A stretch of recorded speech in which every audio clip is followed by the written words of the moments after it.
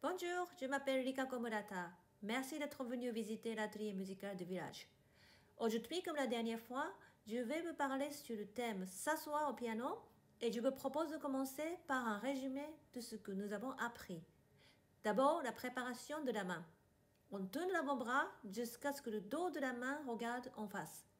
Grâce à l'appui du coude, on monte l'avant-bras et grâce à l'appui du poignet, on monte la main. Voici le résultat vu de côté. Il reste maintenant un tout petit geste à faire pour pouvoir jouer du piano. On avance légèrement le bras. Comme ça, le mouvement est complet. On peut appeler cette position stand-by position ou bien position de départ. Dans cette position stand-by, beaucoup de choses importantes pour jouer du piano y sont contenues. J'y reviendrai certainement dans des vidéos futures. Essayez de bien vous en souvenir. Pour aujourd'hui, elle nous aidera grandement à trouver la bonne hauteur de notre siège. Dans cette position que l'on prend souvent sans y penser, il y a beaucoup d'éléments qui travaillent. Ainsi, si l'avant-bras ne tombe pas, c'est qu'il est soutenu par le coude. Et c'est le poignet qui soutient la main. À ce moment-là, pratiquement inconsciemment, la troisième phalange soutient le doigt. Sinon, les doigts aussi tomberaient comme ça. C'est vraiment à peine, mais quand même c'est bien la troisième phalange qui soutient les doigts. Quand on commence à jouer du piano à partir de cette position, on demande à une des articulations de se reposer. Immédiatement, du fait de la gravitation, un poids naturel vient sur le bout du doigt. Ainsi, si je décontracte le poignet, c'est le poids de la main qui descend. La première action est donc une décontraction. Comme on laisse tomber sous l'effet de la gravitation, on ne peut pas contrôler le geste. C'est là qu'intervient l'action des doigts. Comme je vous l'avais expliqué dans la première vidéo, le doigt reçoit le poids et le transforme en vitesse pour faire descendre la touche. Petit résumé. Pour jouer du piano, on commence par descendre le poids nécessaire vers le bout du doigt en décontractant. C'est pour cela qu'on utilise la stand-by position. L'existence des doigts est absolument nécessaire.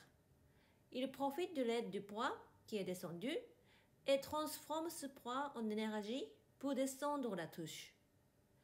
Comme ça est produit le son. Avec cette idée de faire descendre le poids vers le bout du doigt, vous comprenez probablement comment trouver la bonne hauteur pour s'asseoir. En effet, il paraît évident que si cette partie est parallèle au sol, ce sera plus facile de faire descendre le poids vers le bout du doigt. J'essaie maintenant de changer la position et de m'asseoir plus haut, en fait trop haut. Comme vous le voyez, le coude est très haut par rapport au clavier. Il y a le risque qu'au lieu de laisser descendre le poids, on exerce une pression sur le doigt. Par contre, si on s'assoit trop bas, le coude est trop bas. Quelques personnes peuvent avoir l'impression d'avoir plus de poids comme ça, mais en fait le poids est tombé ici, dans cette partie, et pas au bout du doigt. Là encore, le risque est grand de commencer à jouer comme cela, avec de la pression au lieu d'utiliser la chute naturelle du poids. Petit résumé. La relation entre la hauteur de l'assise et le poids. La clé, c'est de faire descendre le poids naturel. Trop haut, la position du coude devient trop haute et le risque grand de peser artificiellement sur le doigt. Dans ce cas, ça devient un fardeau pour les doigts et ça devient très désagréable de jouer. Si on s'assoit trop bas, on perd le poids vers le coude. On n'arrive pas à amener le poids naturel vers le doigt. Cette fois, le risque est grand de remplacer inconsciemment le poids par une pression. Et si on exerce une pression du bras sur les doigts sont écrasés. Et dans ce cas aussi, il devient très désagréable de jouer. Quand quelque chose ne va pas, le corps compense avec autre chose.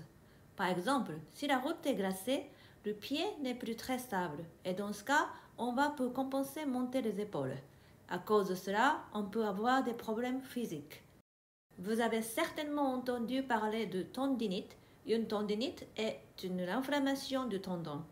Cette inflammation peut se doubler d'une ténosynovite qui est une inflammation de la gaine du tendon. Regardez cette image. Cette image représente une main gauche. Les lignes brunes sont les tendons. Ils passent dans un petit tunnel bleu. C'est la gaine du tendon. La gaine est une espèce de tuyau. Si soit le tendon, soit la gaine du tendon ont une inflammation, vous aurez bien entendu des douleurs et vous ne pourrez plus jouer normalement. Si on considère la gaine comme un tuyau et le tendon comme un fil qui devrait coulisser dans la gaine, on comprend tout de suite que tout se passera bien si la gaine reste droite. On évitera ainsi au tendon des tensions inutiles. Salut Kurumi! Aujourd'hui on parle de la bonne manière de s'asseoir. Ça t'intéresse de participer? Allez, montre-nous comment on s'assoit bien. On y va, Kurumi? Assis. Assis. Assis, Kurumi. Voilà, c'est superbe. Bravo.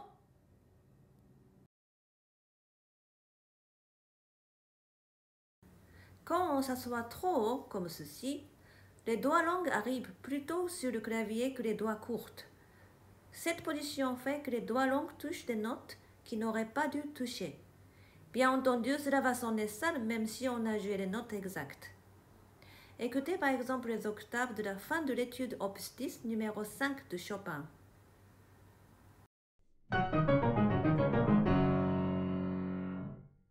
Regardez encore une fois, mais cette fois au ralenti. Les doigts longs touchent des notes inutiles.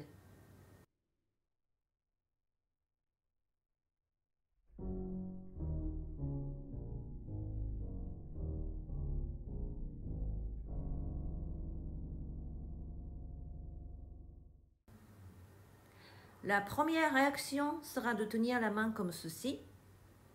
Mais à ce moment-là, vous vous rendez bien compte que la gaine est pliée.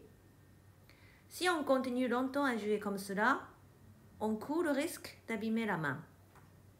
Au contraire, si on s'assoit trop bas, comme on se rend compte que la pointe n'arrive pas au bout du doigt, on va commencer en prenant la tendance de jouer comme ceci. Là encore, le tuyau, la gaine du tendon est bien pliée et la contrainte physique que cela entraîne sera préjudiciable à la bonne santé de la main. Voici un petit conseil. Trouver une position naturelle pour s'asseoir permet d'éviter les risques inhérents à la position de la main. Il faut veiller à ne pas plier inutilement les gaines des tendons. Maintenant que nous avons trouvé la bonne hauteur pour s'asseoir, on va essayer de trouver la bonne distance par rapport au clavier. Quand on s'assoit trop près, c'est très facile de comprendre le problème. Si on prend la stand-by position, on se rend compte que les coudes sont coincés, on ne pourra pas bouger librement. Pour ne pas prendre l'habitude de jouer comme ça, ne vous asseyez pas trop près. Maintenant, comment on juge si on est trop loin ou pas? On pose les deux mains sur le clavier et en les gardant toujours dans la même direction, on va écarter peu à peu les deux mains l'une de l'autre. Quand on arrive à peu près ici, si vous avez envie de tourner la main comme ceci, c'est peut-être le signe que vous êtes trop loin du piano. Le problème est le même. Si vous avez envie de vous pencher vers l'avant, vous êtes trop loin. Pour ma part, je peux jouer en étant plus loin, mais cela m'oblige à bouger les bras tout le temps comme ceci, et ça devient fatigant. Pourtant, ce n'est pas impossible. Si je fais une deuxième vérification en posant les mains comme tout à l'heure, par contre, je me rends compte qu'en arrivant à cet endroit-là, je dois soit me pencher en avant, soit tourner la main. Donc, je suis trop loin. Je vais donc me rapprocher. Et effectivement, en me rapprochant, je peux écarter les mains sans avoir besoin de les tourner. Ce n'est pas la peine d'aller trop loin. Jusque-là seulement. Je n'ai pas non plus besoin de me pencher en avant. Ni trop loin, ni trop près. À vous de chercher la position qui vous est le plus naturelle. Il reste maintenant à trouver notre position sur la chaise. Comme j'en ai parlé la dernière fois, il faut être bien installé. mais le buste doit rester léger. Pour être bien installé, cette partie de la jambe doit avoir un bon contact avec la chaise. Si on s'assoit trop bord de la chaise, on aurait tendance à s'appuyer sur les pieds, ce qui n'est pas bon pour la pédale. Il faut donc bien ressentir le contact sur cette partie de la jambe. Maintenant, on a besoin de la légèreté du buste, comme si on pouvait se lever quand on veut. On recule un petit peu le pied gauche et on essaye de se lever. On recule le pied gauche et on se lève.